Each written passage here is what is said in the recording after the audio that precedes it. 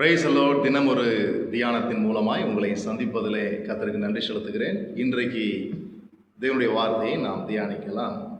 ஏசாயா தீர்க்க தரிசன புஸ்தகம் 55ஆம் அதிகாரம் 12ஆம் வார்த்தை இப்படியாய் பேசுகிறது. நீங்கள் மகிழ்ச்சியாய் புறப்பட்டு சமாதானமாய் கொண்டு போகப்படுவீர்கள்.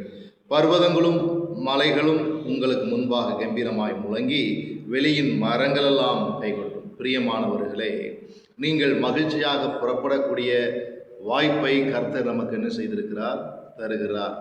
வாழ்க்கை முழுவதும் கஷ்டங்களும் பாடுகளும் நிந்தனைகளும் அவமானங்களும் தான் எனக்கு மிச்சமாகவே ஒழிய சந்தோஷத்திற்கு இடமில்லை என்று சொல்லக்கூடிய இன்றைக்கு அநேக தேவ பிள்ளைகளுடைய வாழ்க்கையிலே கர்த்தர் பேசுகிற வார்த்தை, நீங்கள் புறப்படும் காலம் வரும், நீங்கள் விடுதலையாகும் காலம் வரும், நீங்கள் சுதந்திரமாகும் காலம் வரும், நீங்கள் விடுவிக்கப்படும் காலம் வரும். கர்த்தர் உங்களுக்கான சந்தோஷத்தை உங்களுக்குள் வைத்திருக்கிறார். அதில் எந்த ஒரு சந்தேகமும் இல்லாமல் நீங்கள் மகிழ்ச்சியாக புறப்படுவீர்கள். சிறைப்பட்ட தேவனுடைய பிள்ளைகள், அடிமைத்தனத்தில் இருக்கக்கூடிய பிள்ளைகள், பாவ பழக்க வழக்கங்களிலே கிடக்கக்கூடிய பிள்ளைகளை ஆண்டவர் விடுதலையாக்கக்கூடிய நாட்களிலே நீங்கள் கடந்து வருவீர்கள். நீங்கள் புறப்படுவீர்கள். நீங்கள் புத்தி தெளிந்து கெட்ட குமாரனை போல எழுந்து என் தகப்பனிடத்திற்கு போவேன் என்கிற உணர்வை ஆண்டவர் உங்களுக்கு தருகிறார். இந்த கால வேளையிலே பிள்ளைகளே, தேவனுடைய மகிழ்ச்சி. அதனால தான் பவுல் தன்னுடைய சிறைக்குள்ளாக, தன் சிறை வாழ்க்கைக்குள்ளாக இருக்கும் பொழுது அங்கே பிலிப்பு திருச்சபைக்கு எழுதுகிறார், கர்த்தருக்குள் சந்தோஷமாயிருங்கள். மறுபடியும் சொல்லுகிறேன், கர்த்தருக்குள் சந்தோஷமாயிருங்கள். பிள்ளைகளே, நீங்கள் மகிழ்ச்சி என்னும் ஆண்டவருடைய நாமத்தினாலே நீங்கள் புறப்படுவீர்கள். அவருடைய நித்திய மகிழ்ச்சி உங்கள் தலையின் மேல் இருக்கும்.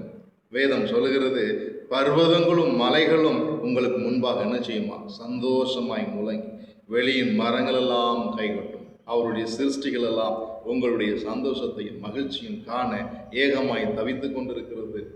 உங்களுடைய வளர்ச்சியை, உயர்வை ஆண்டவருடைய நாமத்தினால் பெற்றுக்கொள்வீர்கள் என்பதிலே எந்த ஒரு சந்தேகமில்லை. வேதம் சொல்லுகிறது, அவருடைய வார்த்தை புறப்பட்டு அவர் விரும்பின காரியமாகும்படி எல்லாவற்றையும் செய்து முடிக்கும். எல்லா தடைகளையும் உடைக்கும். நம்முடைய நினைவுகள் அவருடைய நினைவுகள் அல்ல. நம்ம நினைப்பதற்கும் ஜெபிப்பதற்கும் மேலாக அதிகமாய் செய்கிற தேவன். இந்த அதிகாரத்தினுடைய ஆரம்ப வசனங்களிலிருந்து நிறைவான வசனங்கள் வரை நீங்கள் படியுங்கள். அங்கு வேத வசனம் தெளிவாய் போதிக்கிறது. தாகமாய் இருக்கிறவர்களே, என்னிடத்திலே வாருங்கள். நீங்கள் பிரயோஜனமானதுக்கு செவி கொடுங்கள். பிரயோஜனம் இல்லாத அனித்தியமான காரியங்களுக்கு செவி கொடாதீர்கள். இந்த உலகத்தினுடைய மகிழ்ச்சி கொஞ்ச நேரத்தில் என்ன செஞ்சிடும்? முடிஞ்சிடும். நித்திய மகிழ்ச்சிக்கு நேராக உங்களை அழைக்கிற தேவன் உண்மையுள்ளவர். அவர் உங்களை அழைக்கிறார். இயேசு உங்களை நேசிக்கிறார். கர்த்தருக்கு செவி கொடுங்கள். கர்த்தர் உங்களை அதிசயமாய், அற்புதமாய், ஆச்சரியமாய் நடத்துவார். மகிழ்ச்சி எனும் சந்தோஷத்தினால் உங்களை அழகுபடுத்துவார். God plus. கர்த்தர் உங்களை ஆசீர்வதிப்பார். ஆமென். தேங்க்யூ. God plus.